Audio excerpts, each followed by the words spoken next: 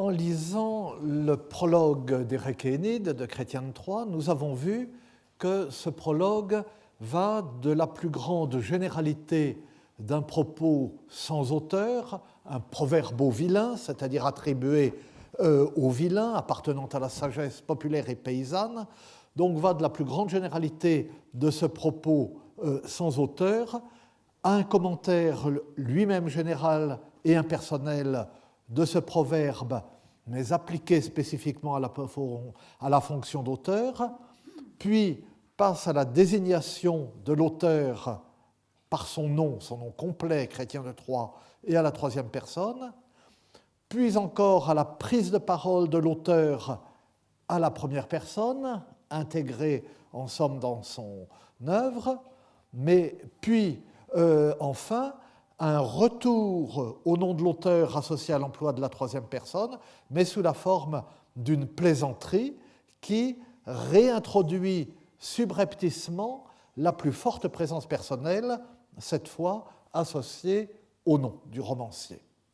Et l'examen du texte dans son détail nous a amené à examiner une fois de plus, et après tant d'autres, l'emploi que Chrétien fait du mot de conjointure. Il traite d'un conte d'aventure une moute belle conjointure, il tire d'un conte d'aventure une très belle conjointure, et j'ai suggéré que ce mot pourrait s'appliquer non pas comme c'est la doxa depuis Jean Frappier, non pas que je veuille absolument secouer la doxa et que je sois un contestataire né, pas du tout, au contraire, mais enfin, le mot pourrait désigner non pas l'agencement des parties du roman entre elles, la composition du roman, mais la relation qu'entretient le roman tel que l'écrit Chrétien et la leçon qu'il en dégage avec le canevas du conte d'aventure dont il s'inspire. Non pas la conjointure, l'articulation, le lien des parties entre elles, mais l'articulation, le lien du roman avec sa source, avec le conte d'aventure dont il s'inspire. Le thème de ce conte serait bien adapté au sens que Chrétien entend donner à son roman. Le roman serait une adaptation pertinente du conte. Et j'avais provisoirement conclu qu'en se reconnaissant ce mérite d'avoir tiré du conte d'aventure une très belle conjointure, qu'en se reconnaissant ce mérite en même temps qu'il se présente et qu'il se nomme, Chrétien de Troyes s'attribue en tant qu'auteur une importance nouvelle, une importance proportionnelle au peu d'importance de la matière dont il parle, ou inversement proportionnelle à l'importance de cette matière. Plus sa source est insignifiante, plus lui-même est important, naturellement, d'en avoir tiré une œuvre aussi belle.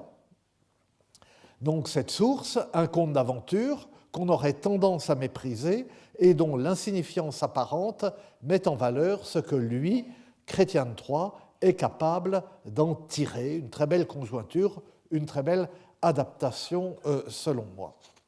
Cette importance est confirmée, mais à la manière de Chrétien de Troyes, à sa manière légère, ambiguë, humoristique, dans les derniers vers du prologue qui joue pour cela de l'alternance entre la première et la troisième personne.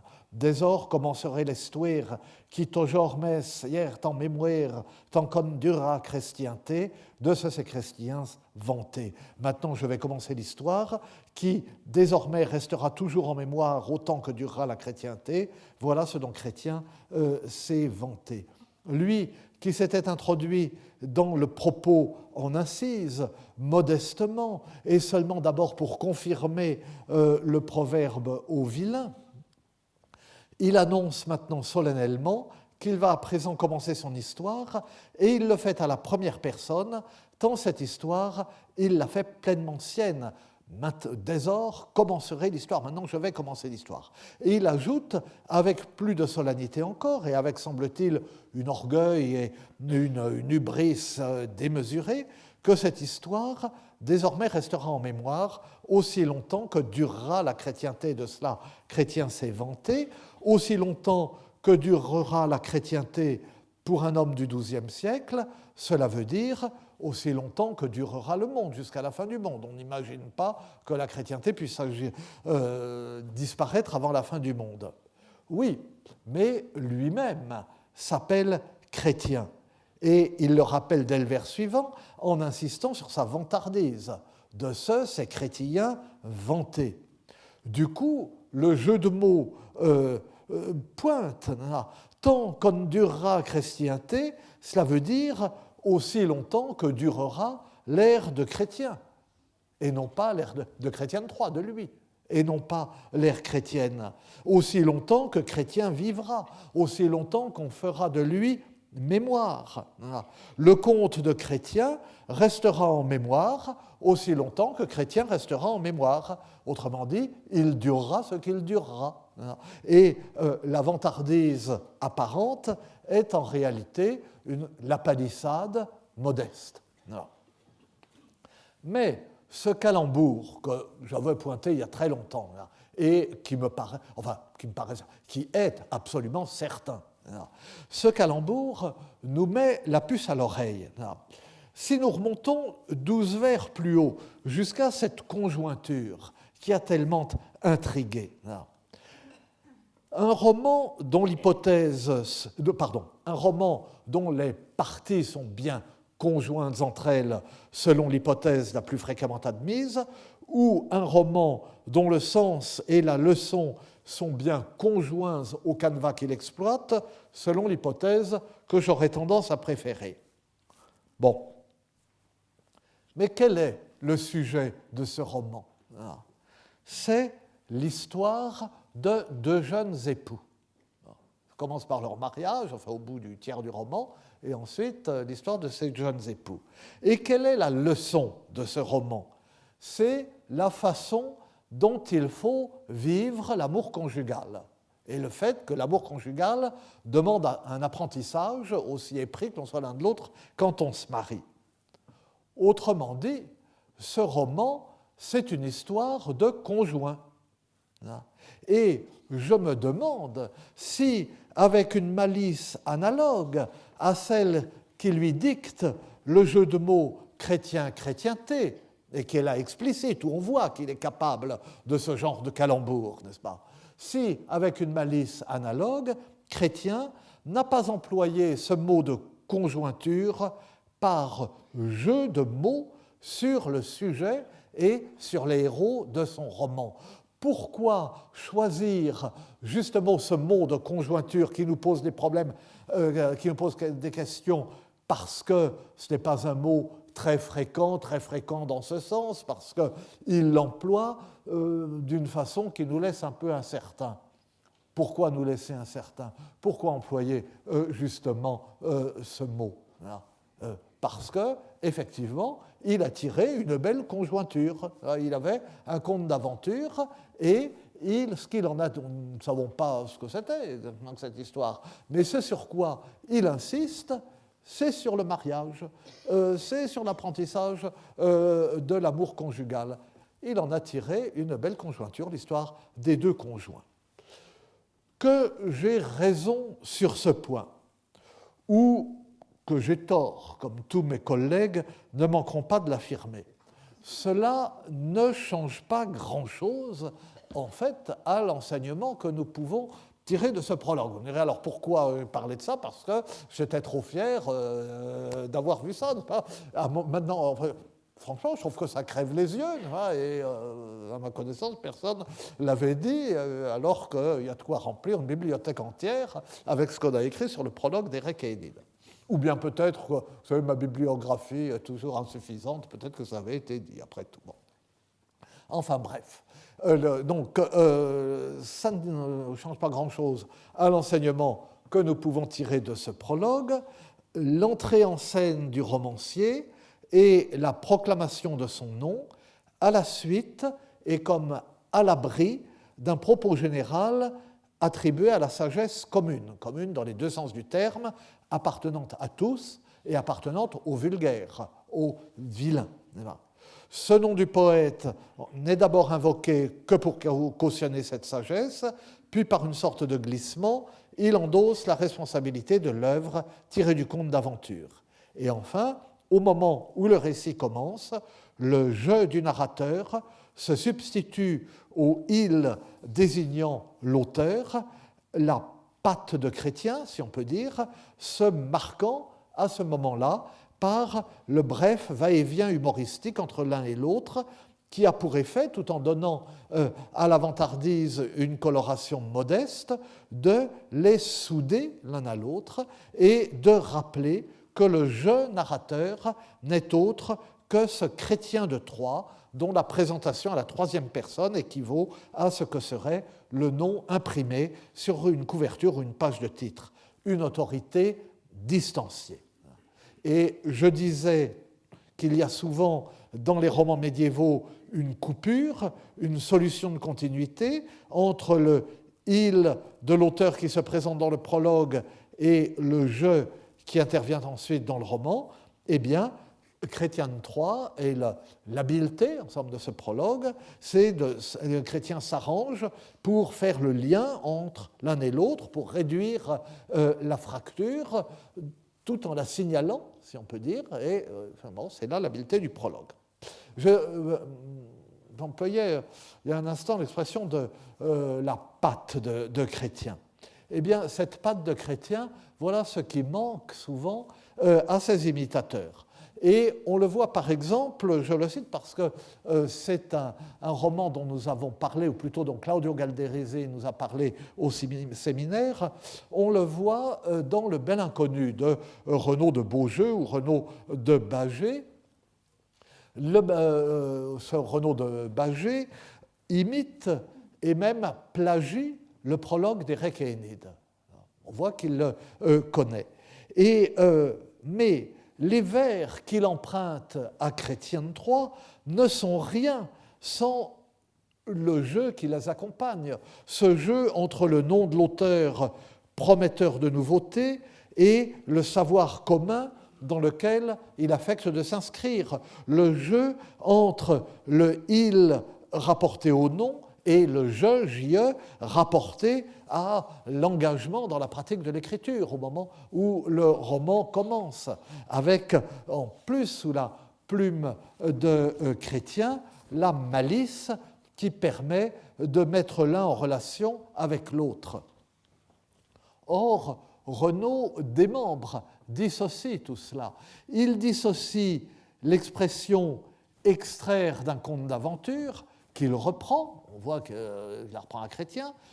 Porly, c'est dans le prologue, Porly, enfin je ne vous ai pas mis la citation, mais ça c'est bref, donc Porly pour la femme aimée, pour elle, veuille un roman extraire d'un molt biel conte d'aventure, je veux extraire un roman d'un très beau conte d'aventure, la même chose dit platement, et il dissocie cette expression extraire d'un conte d'aventure de la prophétie sur la durée de l'histoire, et on trouve aussi chez lui cette prophétie sur la durée de l'histoire. Mais elle est absolument sérieuse, elle est forcément sérieuse, puisque lui ne peut pas faire le jeu de mots sur chrétien et chrétienté. Et on trouve, mais alors beaucoup plus loin, au vers 3249-3252, d'or en avant veulent traitier de Guinglin le bon chevalier, l'histoire qui mène fora, tant que les siècles durera. Désormais, à présent, je veux vous raconter, je veux traiter pour vous de Guinglin le bon chevalier, c'est le héros, c'est lui le Bel Inconnu. Je veux raconter à propos de Guinglin le bon chevalier l'histoire qui jamais ne prendra fin aussi longtemps que le monde durera. Bon.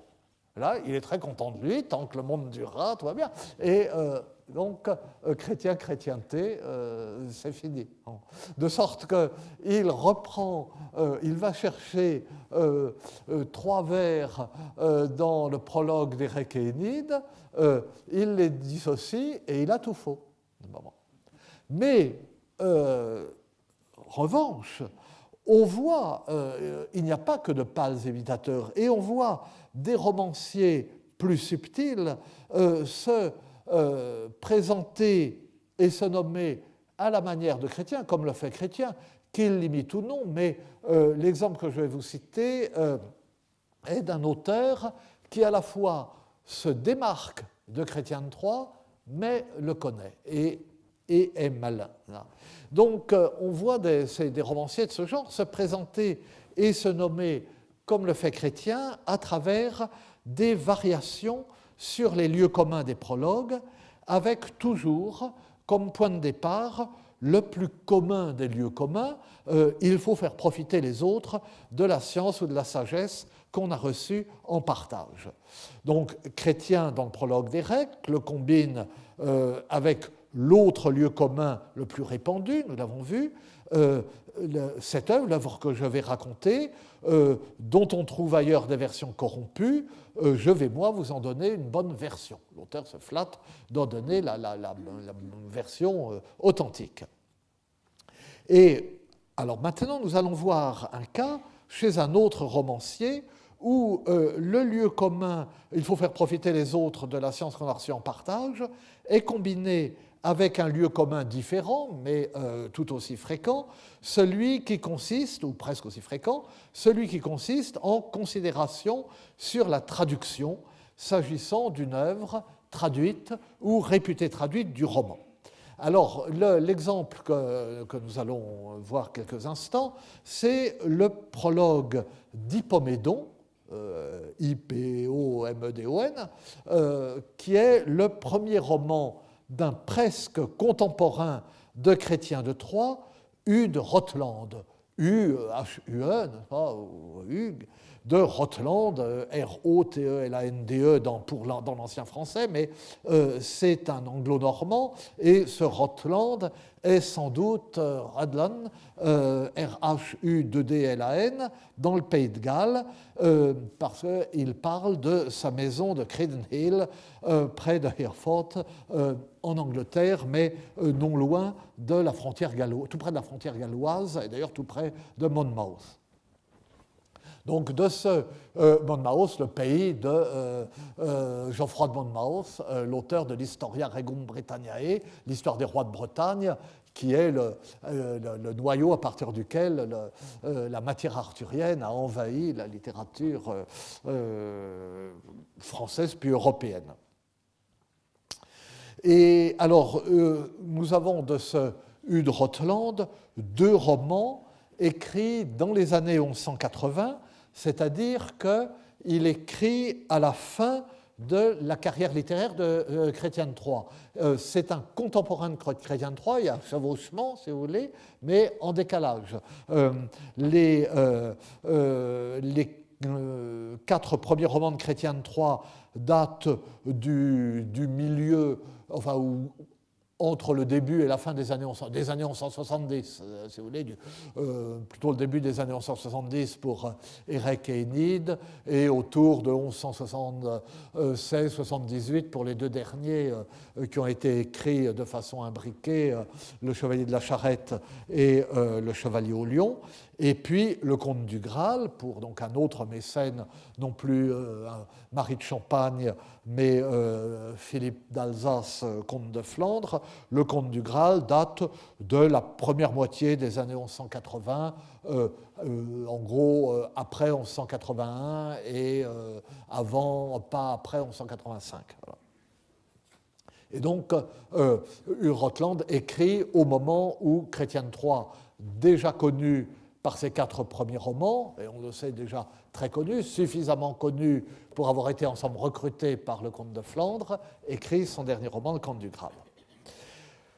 Hugues de Rotland est, nous en aurons des exemples dans un instant, est un poète malicieux. Et surtout dans Hippomédon. Le second roman, Prothésélaüs, est un roman plus convenu. Et l'action de ces romans est en Méditerranée.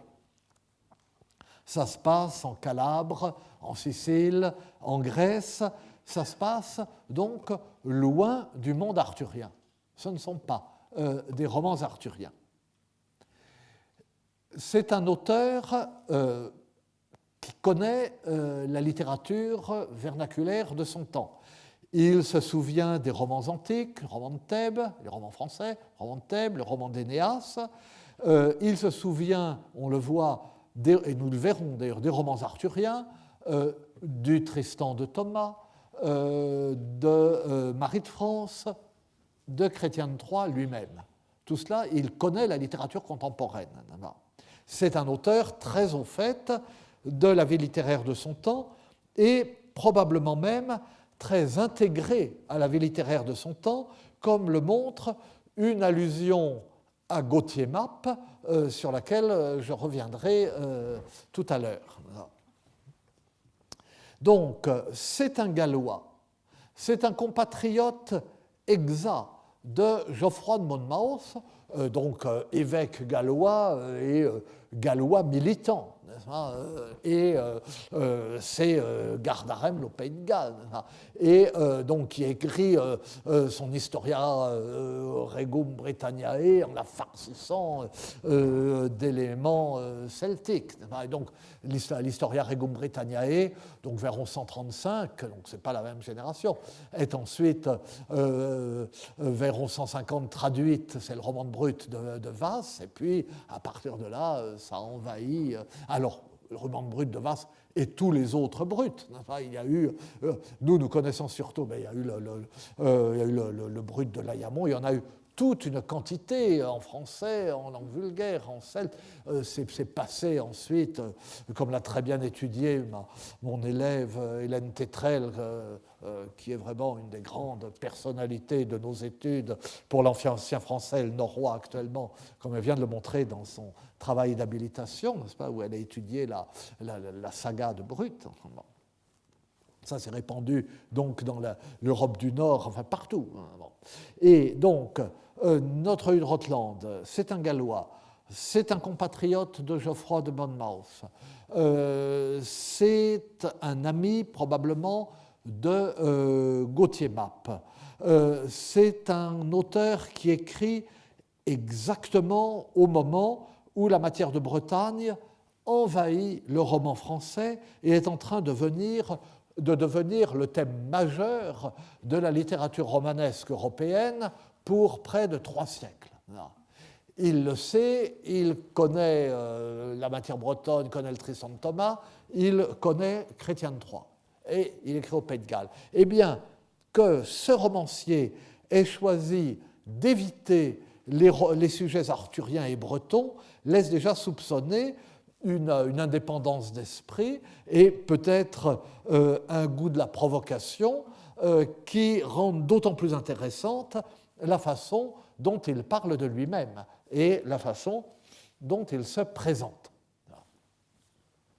Alors, les 20 premiers vers d'Hippomédon, après cette entrée en matière tonitruante de ma part, nous tombons sur les 20 premiers vers d'Hippomédon et nous tombons naturellement sur le lieu commun habituel.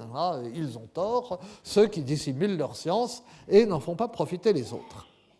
Le propos est amené, cependant, d'une façon plus contournée, mais assez semblable au premier vers des Requénides. Une sentence gnomique, puis l'affirmation qu'on peut trouver dans les contes distrayants du sens en même temps que de la folie. Donc il faut savoir trier. Et de la folie, c'est-à-dire de la sottise, n'est-ce pas, et cela correspond à l'affirmation initiale de Chrétien de Troyes que tout n'est pas méprisable dans les contes. Ça paraît. Oui.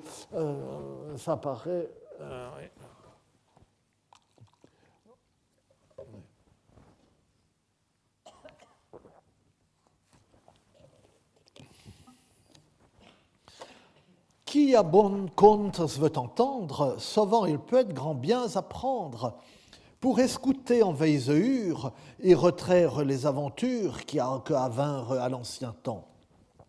Peut-être l'enhir, folie et sens. Or, laissons la folie estère, car de sens, fais-moi bien parler. Excusez-moi, j'ai très mal lu.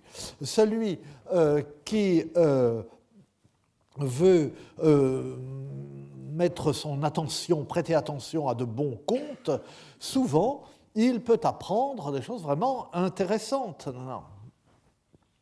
En écoutant les histoires distrayantes, les histoires qui font plaisir, et en racontant les aventures qui advinrent au temps passé, on peut entendre à la fois des bêtises et des choses intelligentes ou intéressantes.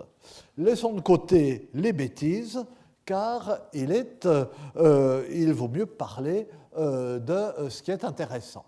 D'ailleurs, je pense un instant, est-ce que c'est cela un coup de patte à la matière arthurienne? À la matière bretonne, ce n'est pas impossible. Il écrit à côté du Pays de Galles, il ne connaît que des Gallois, et tout ce qui s'écrit de son temps, depuis quelques années, c'est uniquement sur le roi Arthur et les Bretons. C'est peut-être bien ça que cela vise. Alors, mais enfin, il n'en dit pas plus, et suivent les considérations habituelles sur le fait donc qu'ils ont tort, ceux qui dissimulent leur science n'en font pas profiter les autres. Et puis il poursuit. Oui, là ça apparaît bien. Moult me merveille de ces clercs sages qui entendent plusieurs langages, qui l'ont laissé ces stories que mises ne l'ont en mémoire. Alors vous voyez, bon, la graphie est un peu hérissée, et il y a beaucoup de vers faux. Dans les tout premiers vers, il a fait attention, en tout cas ils sont justes, mais là, dans les textes anglo-normands ou copiés par des scribes anglo-normands, il y a énormément de vers faux. Je ne sais pas comment ils prononçaient, ou s'ils entendaient moins le rythme des vers, ou enfin bon, en tout cas, c'est comme ça. Bon. Donc, je m'étonne beaucoup que ces clercs savants qui comprennent de nombreuses langues, que ces clercs aient laissé de côté cette histoire et ne l'ont pas mise en mémoire. Ne dis pas que bien ne dit s'il qui en latin l'a décrite, mais plus y a laisse que les traits. Si l'y latin n'est translaté, guère nièrent entendant. Pour se veut dire en roman, à plus brefement que je savrais, s'y entendront éclair et lait. Il y a deux vers là qu'on pourrait mettre en exergue pour nos contemporains. Là. Je ne dis pas que celui qui l'a raconté en latin ne l'ait pas bien fait, n'est pas bien dit, mais il y a plus d'ignorants que de savants, il y a plus de laïcs que de lettrés. Si le latin n'est pas traduit, il n'y en a pas beaucoup qui le comprennent. Et pour cette raison, je veux dire en roman, je veux le raconter en roman, aussi brièvement que je le pourrai, et ainsi, et les clercs, et les laïcs, et les clercs et les ignorants comprendront. Hue de Rotelande nous dit, qui ces stories nous décrit, qui de latin veulent trop m'en faire, ne lui délons à mal retraire, s'il ne peut être tous ces cas gardés, de tout en tout les temps formés. Mais pour astiver la matière, nos estouvra par biomaudire, fort la verrour ni ascrétestré, dirait brefement ce que j'en sais.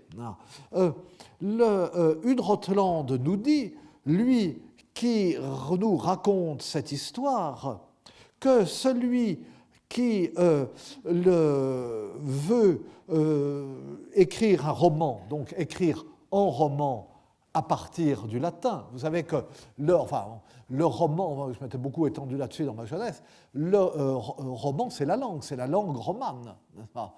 Et on dit mettre de latin en roman, traduire du latin en roman. Et mon idée, c'est ma tarte à la crème, c'est que le mot roman finit par désigner un genre littéraire parce qu'à l'origine, c'est la mise en roman de textes latins. Et là, on en a un très bel exemple. Donc, celui qui veut faire un roman traduit du latin, on ne doit pas lui imputer à mal, lui reprocher, s'il ne peut pas observer tous les cas, ni bien respecter tous les temps. Hein. Mais pour faire bref, il faudra que nous exprimer bien. Il faut, donc, ça veut dire, je ne pourrais pas respecter exactement le latin, n'est-ce pas? Je ne serais peut-être pas très fidèle à la grammaire, mais bon, voilà, ce sera joli. Bon. Et je ne dirai que la vérité, et je dirai brièvement ce que j'en sais. Donc, Hudrotland se nomme, et en se donnant pour le traducteur du texte latin qui est la source de son roman, texte qui n'a sans doute, évidemment, jamais existé. Ça, c'est encore un lieu commun. Mais ce qui est tout à fait exceptionnel, c'est la désinvolture avec laquelle il traite sa tâche de traducteur. Son prédécesseur ou son modèle ou anti-modèle pour ce développement, celui qui limite certainement, enfin qui limite ou dont il prend le contre-pied dans ses vers, c'est certainement Benoît de Sainte-Maure, l'auteur du roman de Troie, qui avait été composé 10 ou 15 ans plus tôt.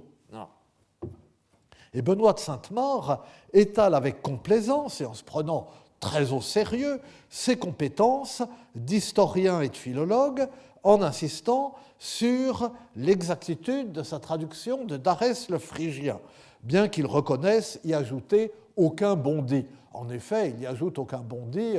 D'Arès le Phrygien, ça a 20 pages, et encore, et le roman de Troie, on a 20 000 vers ou quelque chose comme ça. Bon. Vous voyez, cet estuaire n'est pas usé, dit, écrit Benoît de Sainte-Maure dans le prologue du roman de Troie, non guère lieu n'en est trouvé, ja retraite ne fût encore, mais Benoît de Sainte-Maure l'a contrové et fait et dit, et au sa main les mots de ses scrits, ainsi taillés, ainsi curés, ainsi assis, ainsi posés, que plus de main n'y a mestier. Cette histoire n'est pas rebattue, on ne la trouve pas partout. Il s'agit de la guerre de Troie. Hein. Il veut dire en langue vulgaire. Elle n'avait jamais encore été racontée, mais Benoît de Sainte-Maure l'a inventée, élaborée, rédigée. Il en a écrit les mots de sa propre main. Il les a si bien taillés, polis, placés, disposés, qu'il n'est besoin de rien ajouter ni retrancher. Si veille l'estuaire commencier, le latin civré et la lettre, nul autre rien n'y voudrait mettre, sans sinon comme Joltruis escrite, ne dit mieux qu'aucun bondi n'y mette se faire le sait, mais la matière en encivrait. Je vais maintenant commencer l'histoire. Je suivrai la lettre du texte latin. Mon intention est d'y mettre rien d'autre que ce que je trouve écrit. Je ne dis pas que je n'ajouterai pas quelques bons propos si j'en suis capable, mais je m'en tiendrai à la substance de mon modèle.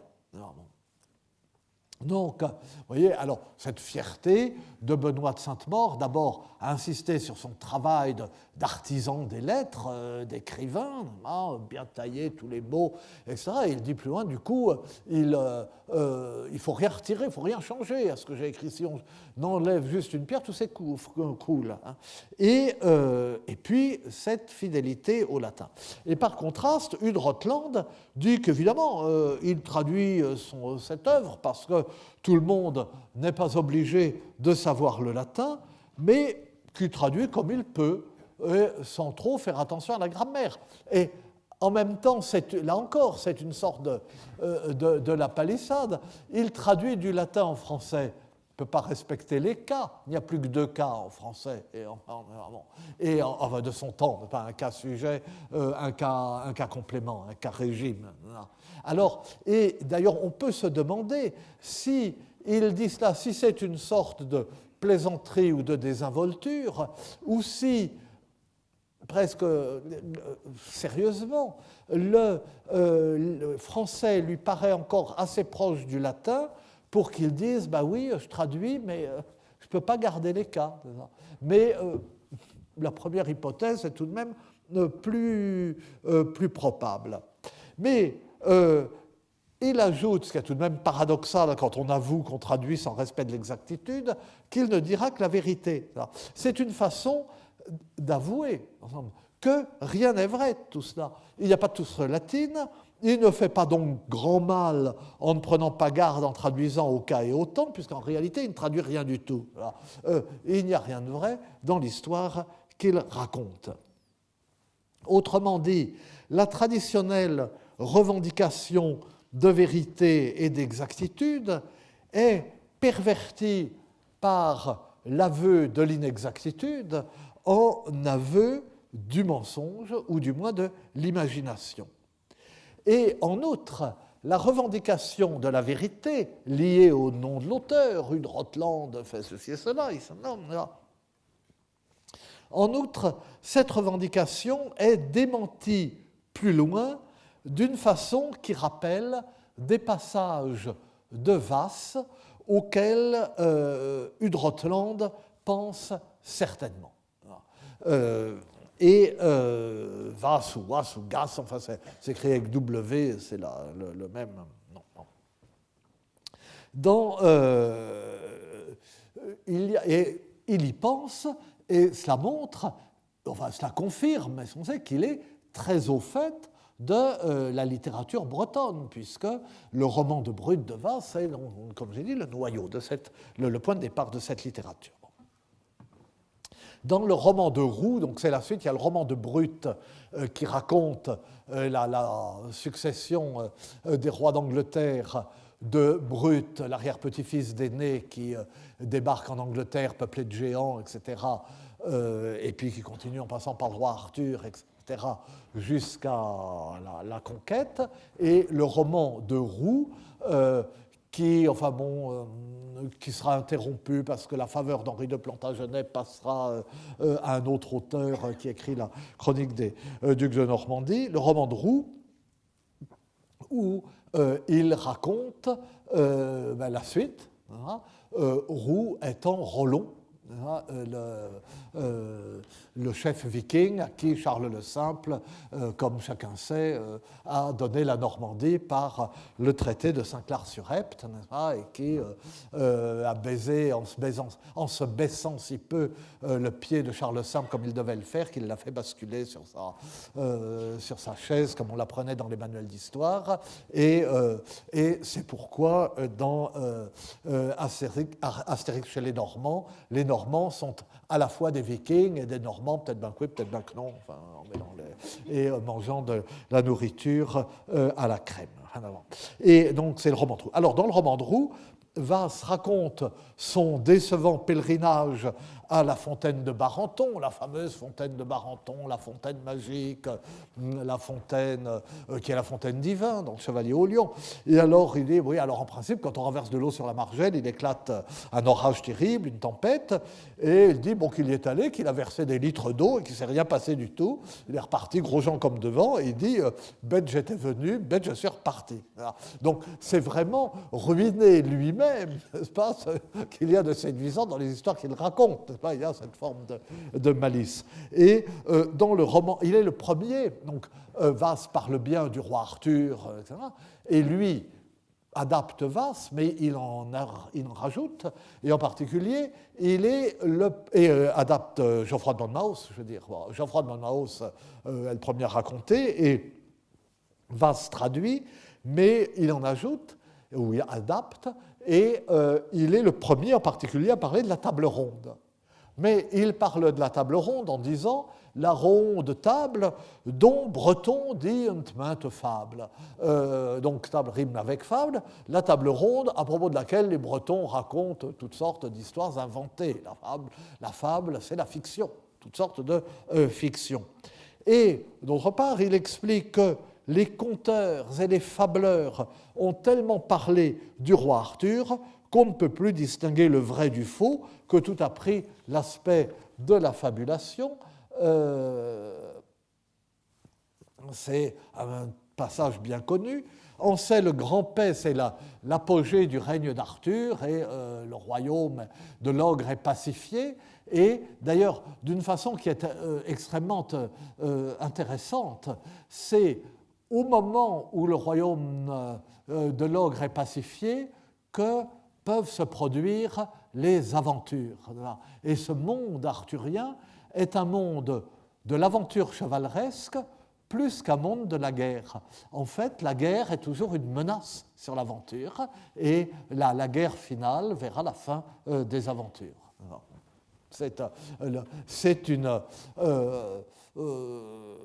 Les romans arthuriens, ce sont des romans scouts. Il y a quelque chose de militaire, mais ça ne peut se passer que dans la paix. Un roman arthurien, c'est un jeu de piste. Et alors, donc, le passage de Vasse, Ancey le grand-paix que j'audis, ne sais si vous l'avez ouï, furent les merveilles prouvées et les aventures trouvées qui d'Arthur sont en racontées, que à fables sont attournées. Dans cette grande paix dont je vous parle, je ne sais si vous l'avez entendu, on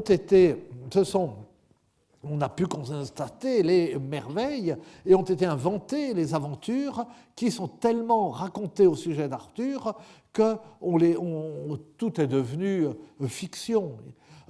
Ne tout mensonge, ne tout veille, ne tout folie, ne tout s'aveire.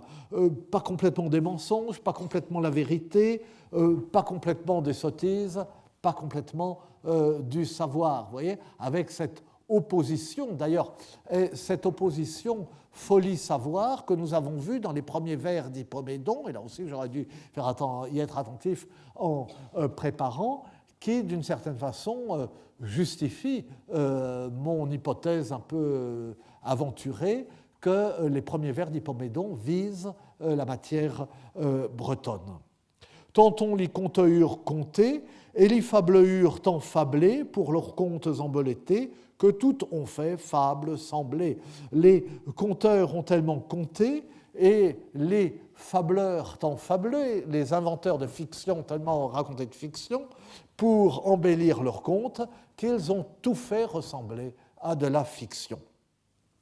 Et donc, il y a bientôt 30 ans, je citais ce passage dans mon livre sur la subjectivité littéraire autour du siècle de Saint-Louis, et j'écrivais, je suis confus de me citer lui-même, enfin, c'est la paresse de la vieillesse. Vasse ruine ainsi délibérément l'autorité que lui conférerait la conservation exacte du passé. Il souligne complaisamment et sans nécessité ce que son roman doit à l'imagination, la sienne et celle de ses prédécesseurs. Eh bien, de façon analogue, mais beaucoup plus poussée, Hugh de Rotland sape lui-même sa propre prétention à dire la vérité sur un ton d'humour et de mystification qui ressemble à celui de Vasse, mais qui est aussi caractéristique de sa manière, et avec en outre une allusion significative à Gauthier Mappe. Or, entendez, signor, moute bien, donc écoutez bien, comprenez-moi bien, mes seigneurs. Hugh dit qu'il n'y ment de rien, fort aucune fête ne en moute. Hugh, donc lui-même, dit qu'il ne ment pas du tout, sauf de temps en temps, pas beaucoup. Nul ne se peut garder partout. Personne ne peut faire attention tout le temps. Nobody's perfect. En moindre affaire, moute souvent, un ben raisonnable homme m'esprend sur des choses de peu d'importance, de moindre importance. Bien souvent, un homme même très raisonnable se trompe. El monde n'est n'a d'un soul si sage qui toujours sait en un courage, car si siècle l'adore enseigne, ne le mettez mise ne le mettez mis toute sur main. Dans le monde, il n'y en a pas un seul, si sage ou si savant soit-il, qui soit toujours parfaitement cohérent, qui soit toujours dans les mêmes dispositions, qui ne varie pas, car c'est la loi de ce monde. Le monde a cela en lui-même, c'est comme ça. Ne me mettez donc pas tout sur le dos. C'est pas, Soule ne sait pas de mentir l'art, Walter Map ressait bien sa part, n'est-ce pas ? Et je ne suis pas tout seul à connaître l'art de mentir. Gauthier Map, de son côté, on a bien sa part, il sait ce que c'est. Alors, Gauthier Map, né en 1140, mort en 1210, donc c'est exactement le contemporain de Hudrotland. On ne sait pas les dates de naissance et de mort de Hudrotland, mais enfin, un homme qui écrit dans les années 1180, vraiment un contemporain de Gauthier Map. Il est originaire de la région de Hereford, aux marches du Pays de Galles, dit-il lui-même. Donc, Hereford, c'est tout près de Creden Hill, là où habite, où Hudrotland nous dit, nous le verrons à la fin, qu'il a sa maison. Et Gauthier Map nous dit lui-même qu'il est de Hereford, aux marches du Pays de Galles. Donc, c'est un contemporain et un compatriote exact de Hudrotland. Il ne fait aucun doute qu'ils se connaissaient. Ça le confirme. Nous n'avons de Gauthier Map qu'un seul ouvrage, le De Nugis Curialium, les bagatelles des gens de cour, contes de courtisans, traduit Madame Possamay Pérez, qui a publié la traduction. Et c'est un ramassis d'anecdotes piquantes autour de la cour, sur la cour, qui se racontent à la cour. Alors, il y a des histoires fantastiques, des histoires de revenants, et puis il y a du gossip, sur, comme ça, des histoires qui traînent à la cour. Bon. Et d'où, sous la plume de Hudrotland, la petite pique ou le petit signe de connivence envoyé à Gauthier Map, dont on sait, tout le monde sait, que les récits sont de fantaisie et dont l'œuvre s'intitule De Nugis Curialium, des Nugae. Ce sont des bagatelles, des sottises, des choses sans importance, qu'on ne peut pas prendre au sérieux, auxquelles on ne peut pas ajouter foi. Et le titre est d'autant plus important que ce genre de compilation n'est pas unique. Mais Gauthier Map est le plus désinvolte. On peut le comparer, alors Hudrotland ne pouvait pas le connaître parce que c'est 30 ans après. Mais à la seconde partie des années 1210, enfin entre 1215 et 1220, d'ailleurs un Anglais, Gervais de Tilbury, écrit pour l'empereur Othon IV, l'empereur germanique Othon IV, le vaincu de Bouvines, un ouvrage qui s'appelle les Otia Imperialia, donc les loisirs impériaux, pour distraire, pour les moments de loisirs de l'empereur. Bon. Et alors, vous voyez, le titre ressemble d'une certaine façon, c'est de la distraction. Mais en même temps, c'est tout à fait autre chose, parce que l'otium, c'est le moment où on se cultive. C'est pour le loisir de l'empereur quand il n'est pas occupé par les affaires de l'Empire, mais le moment de l'otium, c'est le moment du travail intellectuel. C'est comme cela que l'entend l'Antiquité.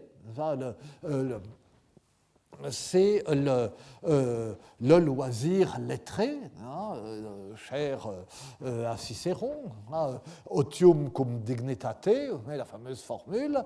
Cela veut dire avoir du temps à consacrer aux lettres et aux activités, à la philosophie, aux activités intellectuelles, après avoir rempli son devoir civique et avoir fait une carrière qui vous a conduit à des responsabilités importantes, avoir fait son devoir de citoyen, et le devoir de citoyen est de satisfaire une légitime ambition au service de l'État, de la Respublica. Donc, on parcourt le cursus honorum, on acquiert la dignitas du magistrat romain, hein, enfin à la fois magistrat, homme politique, chef militaire, enfin comme ça se passait à Rome, et à ce moment-là, on peut se consacrer aux lettres. Donc, c'est cette résonance qu'ont les Otia Imperialia de Gervais de Tilbury.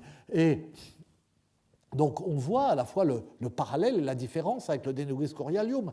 Et effectivement, les Otia Imperialia, c'est une encyclopédie. C'est une encyclopédie historique, géographique, presque scientifique, de toute la science de l'époque.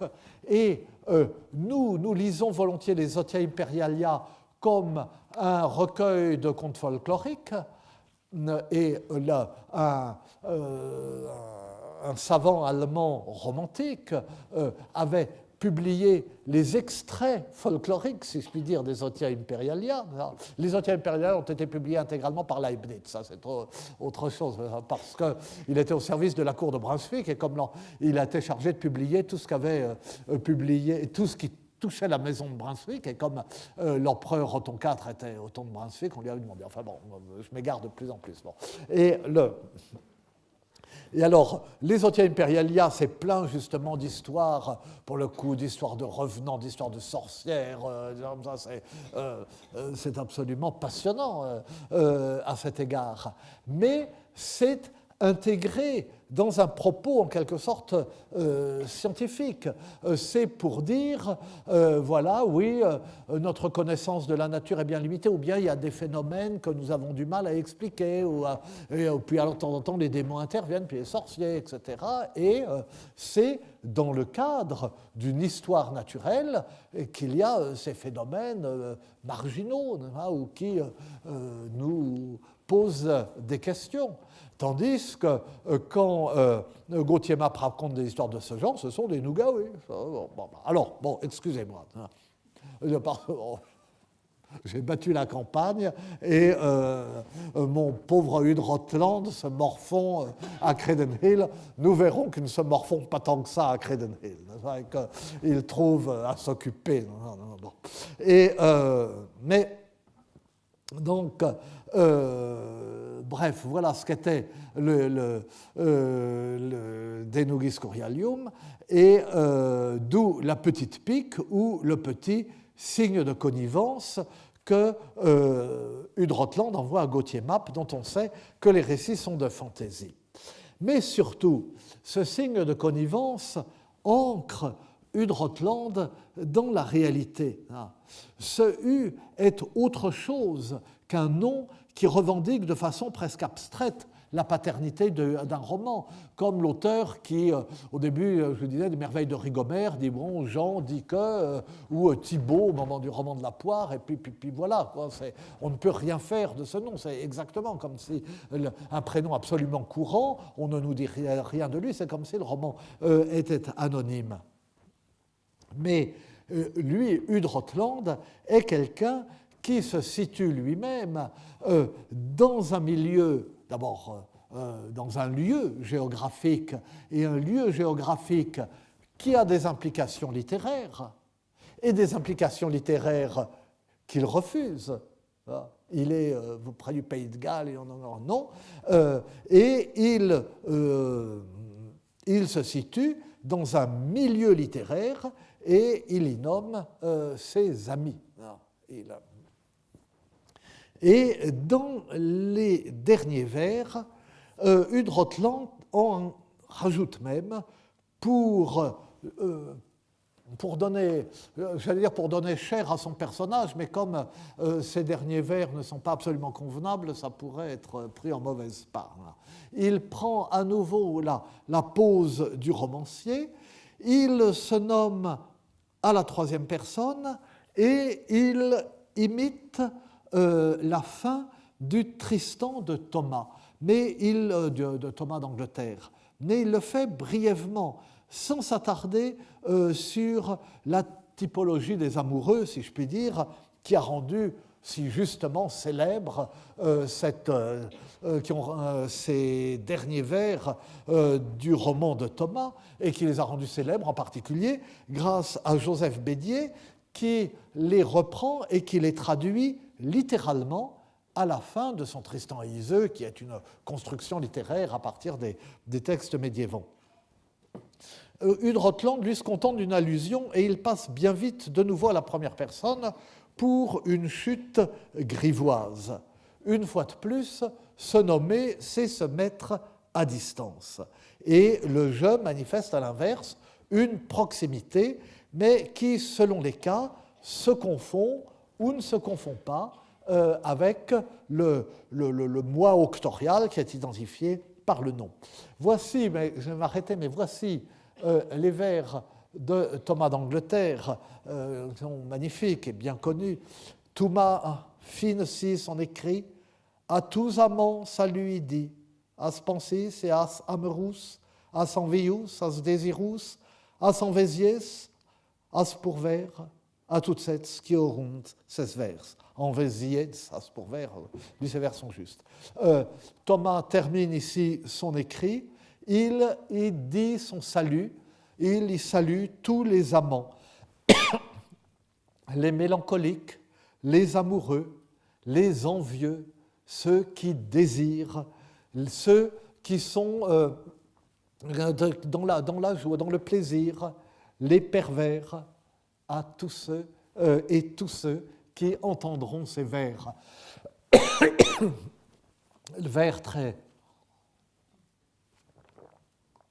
connu parce que cette typologie a quelque chose d'audacieux, de terminer sur les pervers, et en même temps, c'est quelque chose à quoi un texte auquel j'aurais dû penser, donc puisqu'il est tellement connu, lorsque, certains d'entre vous s'en souviennent, il y a quelques années, nous avions commenté Envie et jalousie à propos des troubadours, à propos de Bernard de Ventadour et de Rimbaud de Vaqueiras. Et parce que là, cette association, les envieux et les désireux, correspond tout à fait à ce que nous avions dit sur cette articulation envie, jalousie, désir, jalousie ou envie de quiconque je vois jouissant, comme dit Bernard de Ventadour, et cette sorte de jalousie sexuelle qui est au cœur de la poésie des troubadours. Bon. Alors, je dis juste, enfin parce que là, évidemment, une fois de plus, je m'arrête au milieu du gué. J'ai cité ces vers de Thomas parce que, vous voyez, mais nous les lirons la prochaine fois, les derniers vers de Hugues Rotland, ou le dernier développement, commence par « Hippomédon à tous amants, mande salut ancestrement, par ceste Hugues de Rotland ». Hippomédon, donc c'est le héros du roman, salue dans ce roman tous les amants par l'intermédiaire ou par la voix de Hugues de Rotland. Mais cette fin, nous la commenterons dans la prochaine séance. Et une fois de plus, je suis désolé de m'arrêter comme ça, un pied en l'air, mais enfin, sur les beaux vers du Tristan de Thomas. Je vous remercie.